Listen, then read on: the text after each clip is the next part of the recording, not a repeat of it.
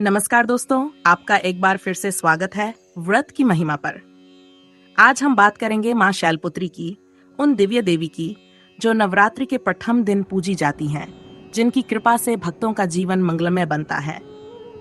माँ दुर्गा के 9 स्वरूपों की पूजा का विशेष महत्व है, क्योंकि हर रूप के पीछे एक गहरी आध्यात्मिक, सांस्कृतिक और सामाजिक भावना छिपी है।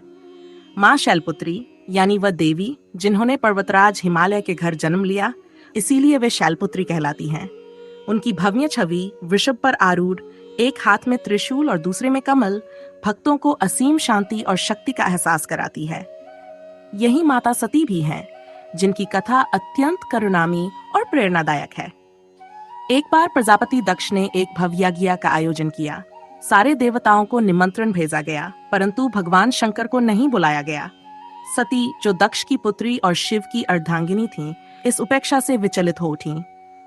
उन्होंने महादेव से अपने मायके जाने की इच्छा जताई, लेकिन शिव ने समझाया, जहां आमंत्रण ही न हो, वहां जाना उचित नहीं।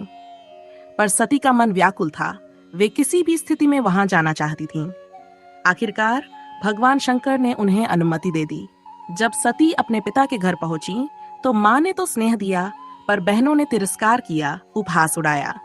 पर सबसे ज्यादा चोट तब पहुंची जब स्वयं दक्ष ने अपने ही दामाद भगवान शंकर का अपमान किया।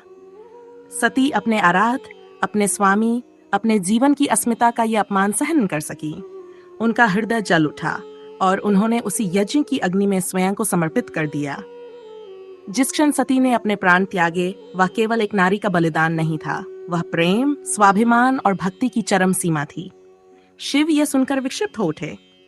क्रोध में उन्होंने वीरभद्र को भेजा, जिसने यज्ञ का विध्वंस कर दिया। समस्त ब्रह्मांड सिहर उठा।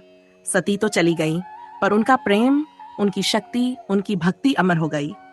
वे पुनर्जन्म लेकर पर्वतराज हिमालय के घर अवतरित हुई और बनी शैलपुत्री।